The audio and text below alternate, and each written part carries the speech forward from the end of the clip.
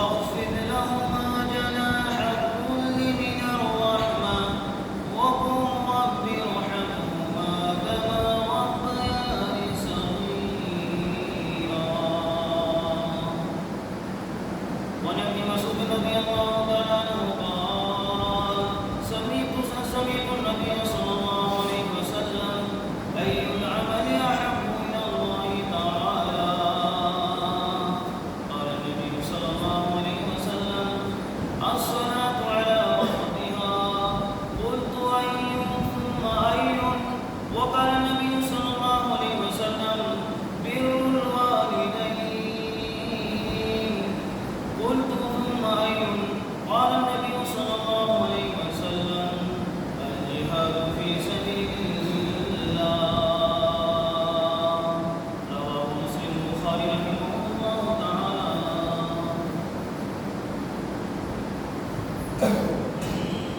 میرے دینی و ایمانی بھائیوں، رب ذوالجلال کے احسان ہے، کرم ہے، عنایت ہے، فضل ہے کہ رب ذوالجلال نے ہم سب کو توفیق بخشی کہ ہم سب جمعے کے لیے، جمعے کی نماز کے لیے یہاں تک تشریف لے آئے. ہم سب کا ایمان ہے کہ سب کچھ اللہ کی ذات کی طرف سے ہوتا ہے، جو بھی کچھ ہوتا ہے اللہ کی جانب سے ہوتا ہے. لہذا میرا اچھے کاموں کے اندر بڑھنا، من جانب اللہ، بری کاموں میں بڑھ جانا، من جانب اللہ تقدیر، یہ ہمارا اعتقاد بھی ہے. ایمان مفصل میں ہم بولتے بھی ہیں، پڑھتے بھی ہیں. تو مطلب یہ ہوا کہ اللہ تعالیٰ نے ہم سب کو یہ توفیق بخشی کہ ہم سب جمعے کے لیے آئے. اور میں نے قرآن کریم کی جو آیت تلاوت فرمائی ہے اس سے آپ کو یہ سمجھ میں بات آ گئی ہوگی کہ میری تقریر کا عنوان والدین کے ساتھ حسن سلوک ہونا. یہ صحیح بات ہے کہ دنیا میں اگر کوئی آج جوان ہے تو کل بوڑھا ہوگا، اگر کوئی آج بچہ ہے وہ کل ہوگا جوان ہوگا. یہ آفر، یہ انعام، یہ ہدیہ، یہ گفٹ کسی کو نہیں ملا کہ وہ بچہ کا بچہ ہی رہے گا یا جوان کا جوان ہی رہے گا یا برا ہے تو بڑھاپے پہ زندگی مکمل ہو جائے گی. نہیں، ہر کسی کو بچپن بھی آنا ہے، جوانی بھی آنی ہے اور بڑھاپا بھی.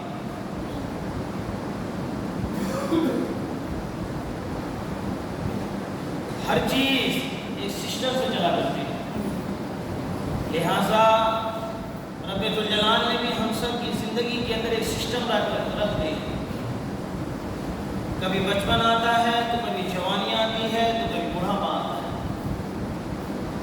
لیکن میرا بچپن کیسے گزرے یہ میری ذمہ داری نہیں ہے، ماں باپ کی ذمہ داری ہے. اور میں جوانی میں کیا کروں کیا نہ کروں یہ تو ہمارے ذمہ میں ہے. اس کے بعد بڑھاپا. تو دوستو اس لیے قرآن کریم نے ہم سب کو یہ سبق دیا ہے، اللہ نے یہ بات ہم سب کو بتا دی. وَقَضَىٰ رَبُّكَ، اے ایمان والو سن لو، تمہارا رب فیصلہ کر چکا ہے. کیا؟ اللہ تعبدوا الا ایاہ، میرے بندو تم میری ہی عبادت کرنا. سن لو، تم میری ہی عبادت کرنا اور کسی دوسرے کی عبادت نہ کرنا.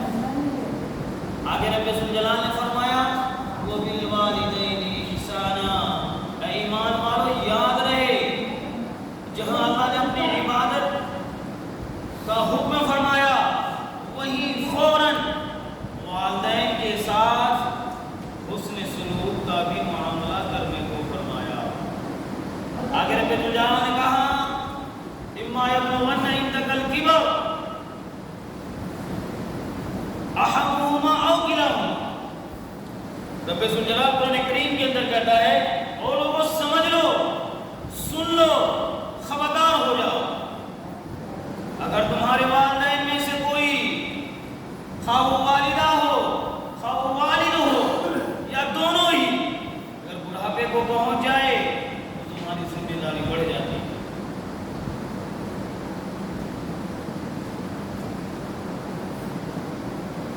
ہر کسی کے ساتھ یہ معاملہ نہیں ہوتا کہ 60-70 کروس کرنے کے بعد ان کی عقل اپنی جگہ قائم ہے.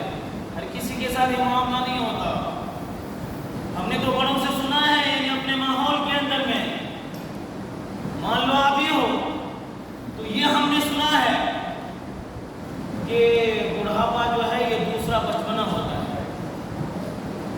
تو دوستو میں یہ کہنے کی کوشش کر رہا ہوں، رب ذوالجلال کی بات کو آپ کے سامنے رکھنے کی کوشش کر رہا ہوں. رب ذوالجلال نے فرمایا اور ایمان والو یہ بات کو سمجھ لو اور یہ بات یاد رکھ لو، اگر تمہارے ماں باپ میں سے، تمہارے والدین میں سے اگر کوئی ایک بڑھاپے کو پہنچ جائے یا دونوں پہنچ جائے، تمہاری ذمہ داری بن جاتی ہے، بڑھ جاتی ہے اور تمہیں یہ حکم دیا جاتا ہے او ایمان والو، او اسلامی اولاد، ذرا غور سے سن لو، تم اپنے والدین کا خیال رکھا کرو.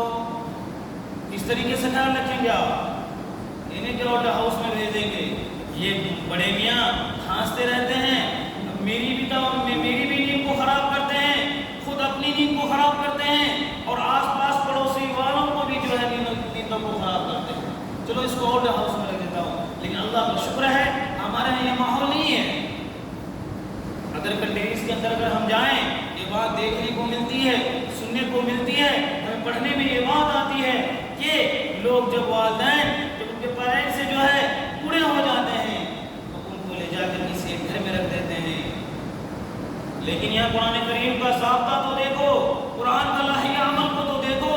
اسی لیے تو کہتے ہیں صاحب اگر میں قرآن و حدیث کے مابین آ جاؤں، قرآن کو مضبوطی سے پکڑ لوں، احادیث کو اپنی زندگی کا مشعلہ بنا لوں تو رب کعبہ کی قسم یہ زندگی کی تمام مشکلات ختم ہو جائے گی.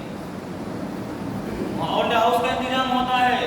یہاں رب ذوالجلال ہم سب کو مخاطب کر کے فرماتا ہے اے ایمان والو، اگر تمہارے والدین میں سے کوئی ایک یا دونوں بڑھاپے کو پہنچ جائے تو تمہاری ذمہ داری بڑھ جاتی ہے.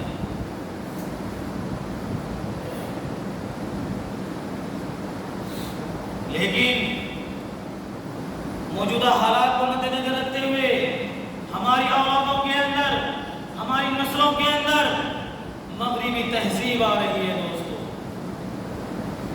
یہ والدین کی ذمہ داری ہے. میں نے پہلے بھی یہ بات کہی، میں یہ نہیں کہتا آپ اپنے بچے کو ڈی ایم نہ بناؤ، میں یہ نہیں کہتا آپ اپنے بچے کو کمشنر نہ بناؤ، میں یہ نہیں کہتا آپ اپنے بچے کو کپتان نہ بناؤ، آپ سب کچھ بناؤ لیکن مسلمان پہلے بناؤ.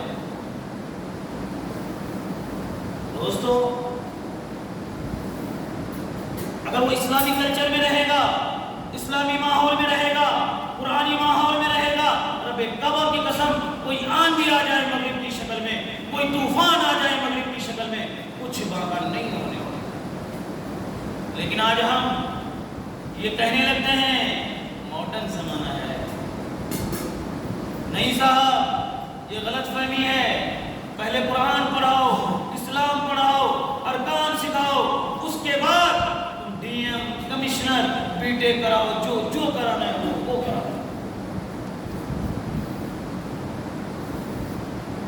اگر آپ نگرانی آپ نے نہیں کی، آپ نے ماحول کا خیال نہیں رکھا، بچوں کی زندگی پر آپ کی نظر نہیں رہی، اگر وہ اسلامی کلچر سے ہٹ کر اگر دوسرے کلچر کے اندر انٹری کر لی، یاد رہے تو تمہیں بھی یہ اولڈ ہاؤس میں بھیج کر ہی رہے.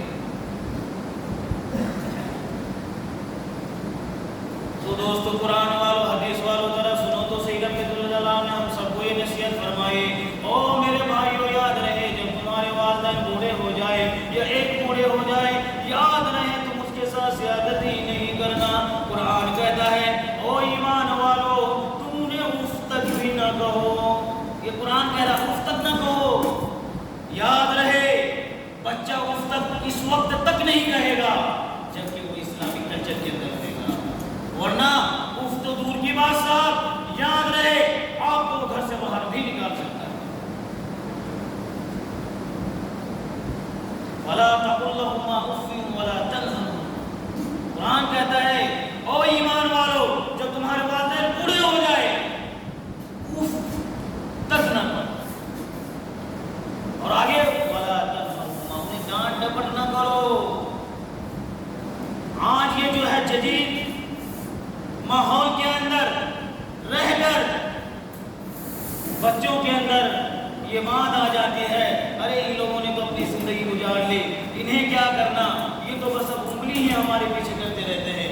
یہ غلط بات ہے میرے بھائیوں. قرآن ایک ایسا الہی عمل ہے، یہ پوری کائنات کے لیے جو ہے تیار کیا گیا ہے، پوری کائنات کے لیے. ہدی للناس کہا ہے قرآن کو. ذرا غور کریں ہم، اگر جو اس کے مطابق زندگی بنا لی، اگر کوئی اسلام کے دائرے سے باہر ہے، قرآن کے مطابق اپنے آپ کو بنا لیا، سکسیسفل ہے وہ لائف. ہدی للناس کہا گیا ہے قرآن کو. تو لہٰذا اگر میں نے اپنے گھر کی جو ہے خبر گیری کی ہے تو میرے بچے ہماری قدر کرنے لگیں گے. آگے قرآن کریم نے کہا وَاخْفِضْ لَهُمَا جَنَاحَ الذُّلِّ مِنَ الرَّحْمَةِ. وہ لوگوں قرآن کا ترجمہ تو دیکھو، اور وہ بچوں کو یہ کہہ رہا ہے او میرے اسلام کے شہزادوں ذرا غور سے سنو، یہ بات تمہاری ذہن میں رہے، یہ تمہارا خیال رہے، یہ تمہارے دل کے اندر یہ بات رہے. جب ماں باپ بوڑھے ہو جائے، جب انہیں تمہاری ضرورت پڑ جائے، تم اس بات کا خیال رکھنا انہیں کسی اعتبار سے تکلیف نہ ہو، اور آج کی ساری کے ساتھ ان کے سامنے کھڑا ہو جانا. او ظالموں، تجھے یاد نہیں، تمہیں یہ بات پتا نہیں، کیا تجھے اس کی خبر نہیں کہ جب تم چھوٹے سے تھے اپنے والدین کو کہا کرتے تھے او میرے ابو، او میری والدہ بتاؤ یہ کیا ہے. والدہ بار بار کہتی او میرے جانے جگر، او میرے لگتے جگر یہ کہوا ہے. پھر تو تلاتی زبان میں کہتا او میری ماں بتا تو صحیح یہ کیا ہے. وہ بار بار بتاتی او میرے لگتے دیگر، او میرے نور نظر یہ کوا ہے، یہ ہے، یہ وہ ہے. وہ نہیں کرتی، وہ باپ کہنے سے نہیں کرتا. لیکن آج سن میں یہ ہے، اگر باپ کچھ پوچھ لے، والد کچھ پوچھ لے او میرے بیٹے یہ کیا ہے، تم کیا پڑھ رہے ہو. کیونکہ ان کے زمانے میں جب وہ چھوٹے تھے یہ ساری چیزیں نہیں تھی، موبائل نہیں تھا، کمپیوٹر وغیرہ ان کے گھروں کے اندر انہوں نے نہیں دیکھا تھا.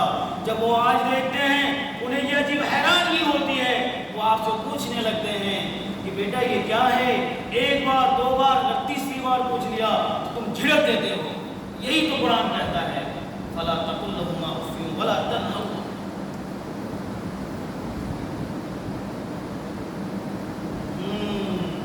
میں اپنے بچپن میں ماں باپ کو بہت پریشان کیا، لیکن جب آج میری جوانی آئی، جوانی کے نشے میں میں یہ بھول گیا کبھی میرا بچپنا بھی تھا. اور یہی والدین تھے جو اپنے پیٹ کو کاٹ کر، جو اپنی جیبوں کو کاٹ کر مجھے یہاں تک پہنچایا، مجھے پڑھایا، مجھے لکھایا اور مجھے باشعور بنایا اور مجھے یہاں تک پہنچایا کہ آج مجھے لوگ سلام کرتے ہیں اور مجھے لوگ عزت کی نگاہ سے بھی دیکھتے ہیں.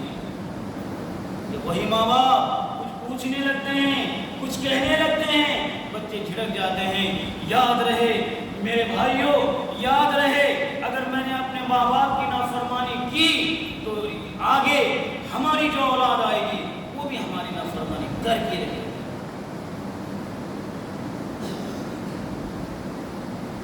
آگے قرآن کریم نے ہم سب کو یہ سبق دیا وَقُلْ رَبِّ ارْحَمْهُمَا كَمَا رَبَّيَانِي صَغِيرًا.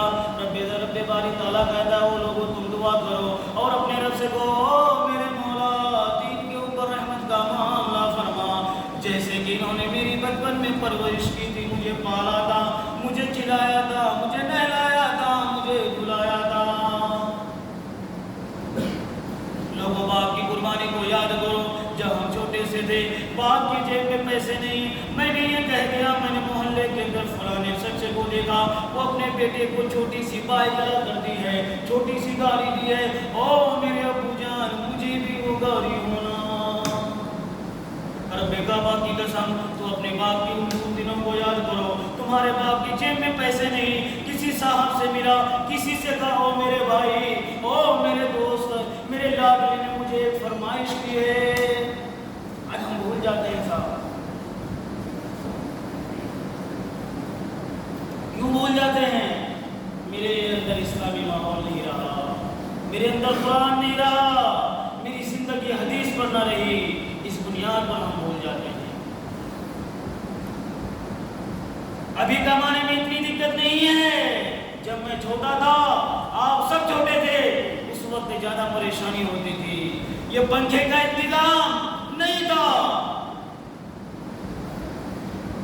ये कूलर, ये फ्रिज उस वक्त मौजूद नहीं थे। बड़ी मुश्किल के साथ, बड़े इम्तिहान के साथ हमारे वालिदैन ने यहाँ तक पहुँचाया। लोगों में एक बात बताता चलूँ, एक बच्चा खेत के अंदर काम कर रहा था, बड़ी धूप थी, वो खेत में काम किया जा रहा था। वालिद मोहतरमा के कहता है, ओ मेरे लाडला, बड़ी तेज धूप है, इस वक्त काम न कर, जब धूप खत्म हो जाएगी, जब हरारत कम हो जाएगी, उस वक्त तुम काम कर लेना, इस वक्त अपना काम को रोक ले। बाप की मोहब्बत को देखो, बाप किस चीज का नाम है। बच्चा नहीं मानता है, कहता नहीं अम्मू मुझे तो काम करना है, आप आराम कीजिए, मैं काम कर लेता हूँ, मुझे दिक्कत नहीं हो रही है। बाप ने समझाया बुझाया, नहीं माना। तो वालिद मोहतरम घर के अंदर जाता है और घर से अपने पोते को उठा लाता और धूप में बिठाता। अब जो बेटा खेत में काम कर रहा था, कहा अब्बू जान आपने ये क्या किया, मेरे लाल को धूप लग रही है। तो बाप ने चीख मार कर कही, ओ मेरे बेटे, अगर ये तेरा लाल है, तू भी तो मेरा लाल है, जिस तरह तुझे तकलीफ हो रही वैसे मुझे भी तकलीफ हो रही। बाप की मोहब्बत होती है। आप कितनों भी शर्कशी करो, वो ज़ाहिरन डांट डपट करेंगे और उनकी डांट डपट के अंदर में बड़ी कामयाबी होती है। हाँ, माँ तो मोहब्बत करने वाली होती है। अगर बाप भी मोहब्बत करने वाला बन जाए तो हमें जिंदगी में अच्छी राह नहीं मिल सकती है। लेकिन आज बच्चे नादान हो जाते हैं, थोड़ा पैसा कमा लेते हैं, थोड़ी पहचान आ जाती है, जेब थोड़ी सी गर्म हो जाती है, तो बात समझ में नहीं आने लगती है।